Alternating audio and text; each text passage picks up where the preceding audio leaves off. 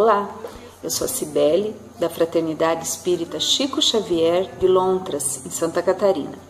E estou aqui para convidar você a assistir mais um programa 5 Minutos com a Fraternidade. Hoje nós vamos falar sobre 2 pilares do Espiritismo, a imortalidade da alma e a pluralidade das existências. A doutrina espírita nos ensina que somos espíritos criados por Deus. Somos os seres inteligentes da criação. Todos nós tivemos um princípio, mas Deus nunca parou de criar.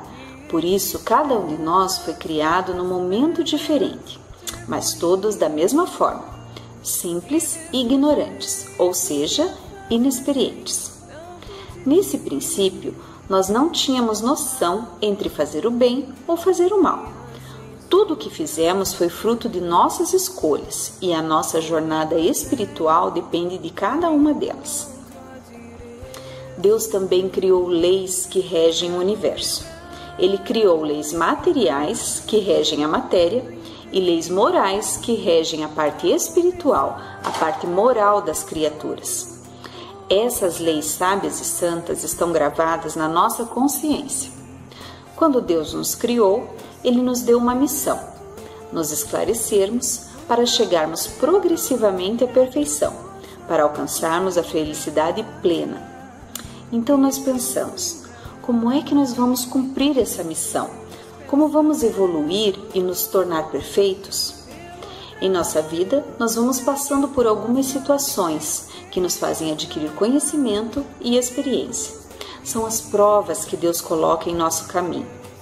Uns agem mais de acordo com a lei de Deus, fazem escolhas mais corretas, usam bem o seu livre-arbítrio e chegam mais depressa à meta que foi determinada. Outros acabam infringindo essas leis, fazem escolhas equivocadas, optam por caminhos errados e por isso demoram mais tempo para atingir a perfeição, porque é necessário reparar esses débitos que vão ficando para trás. Aí vocês podem estar pensando, mas por que Deus nos faz passar por essas provas? Por que Ele já não nos criou perfeitos, prontos? Se Deus tivesse feito isso, qual seria o nosso mérito? Seria justo ter todos os benefícios da perfeição sem a luta para conquistá-los? Nossas personalidades são moldadas pelas nossas escolhas e justamente por essas experiências que nós vamos passando. Bom, se a meta é chegar à perfeição, o mais próximo possível de Deus, é natural pensarmos que isso não será possível em alguns anos de vida aqui na Terra. Por mais que a gente viva bastante, até ficar bem velhinho, que tenhamos tempo de fazer muitas coisas por aqui, nós não conseguiremos desenvolver a habilidade da perfeição. Em alguns dias nós acertamos mais em nossas escolhas, fazemos nossas atividades com mais precisão, com mais eficiência, mas em outros não é verdade? Os espíritos nos contam que nós somos eternos, ou seja, que a vida do espírito se prolonga até o infinito. Imagine se, quando acabasse essa nossa existência na Terra, a nossa alma deixasse de ter personalidade, se tudo o que nós fomos, todo o conhecimento que adquirimos, todo o bem que fizemos simplesmente desaparecesse na imensidade, como gotas de água no oceano. Essa perda de individualidade não equivaleria para nós ao nada? Sabemos que depois da morte nós continuamos existindo. Então como é que seria essa vida após a morte? Os espíritos nos dizem que jamais perdemos a nossa individualidade. Dizem que a vida do espírito é eterna e por isso nós dizemos que a vida é uma só, porque um dia fomos criados por Deus e viveremos para sempre. Porém, a existência corporal é passageira. Quando o nosso corpo morre, nossa alma se desprende e volta ao mundo espiritual, que é a nossa verdadeira vida. Como nós chegamos lá sem termos adquirido a perfeição, Deus nos dá a possibilidade de cumprir novas provas em novas existências. E isso acontece inúmeras vezes, quantas vezes forem necessárias.